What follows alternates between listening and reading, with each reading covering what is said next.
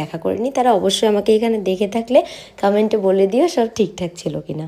আচ্ছা, এই দিকে দেখো, আমার বর ফাঁকতালে কেমন দুই শালির মাঝখানে বসে বসে ছবি তুলছে, এটা কি মানা যায় তোমরা বলো তো? আবার ও বাবা, এই দিকে আবার দিদুন এসে আমার সঙ্গে ঝগড়া করছে যে ওরা তুলছে আমি তুলবো না, এটা তো আমার বর আগে তারপর তোর। এই এখানে আমার আবার অনুষ্ঠান বাড়িতে ঝগড়াও শুরু হয়ে গিয়েছিল। কি আর করবো, ওদের সঙ্গে সঙ্গে আমিও ঝগড়া করতে শুরু করে দিয়েছি অত অত মানুষের মাঝে। কি বলবো, দিদি তো হেসেই পাগল আমার ঝগড়া দেখে, বলছে তুই কি ঝগড়া শুরু করে দিই। কিন্তু আমি তো কিছুতেই মাথা ঠান্ডা করতে পারছি না, সবার কাছে বিচার চাইছি। এত রাগারাগি করা দেখে বর কোনো কথা না বলে আমার হাত ধরে সোজা অত মানুষের মাঝে আমাকে সারপ্রাইজ দিতে আমার সঙ্গে একটু ডান্স করে নিল।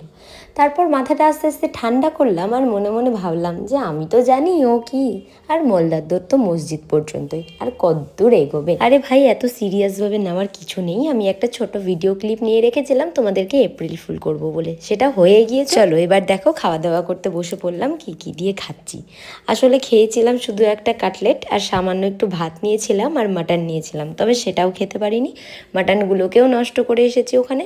তার কারণে এত সেজে গুজে এত কিছু আপ্যায়নের মধ্যে দিয়ে তখন আর ভেতরে ঢুকছিল না কিছু, মনে হচ্ছিলো কখন চেঞ্জ করব, একটু রিল্যাক্স করব। এই তো চটপট করে খাওয়া দাওয়া সেরে নিয়ে চলে গেলাম নিচে। সব কিছু অনুষ্ঠান শেষে এখন পিসিরা মন খারাপ করে দিয়ে চলে যাচ্ছে বাড়ি, কারণ পিসিরা গাড়ি রিজার্ভ করে এসেছিলো মামামের অনুষ্ঠানের জন্যই।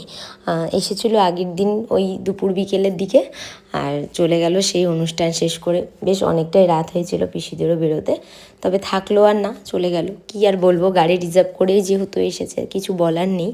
তো চলো, পিসিরা চলে যাচ্ছে, একটু এগিয়ে দিয়ে আসি। আসলে যে কোনো অনুষ্ঠান আসবেই আনন্দ, চলে এলে আর চলে যেতে এক মুহূর্ত নেয় না।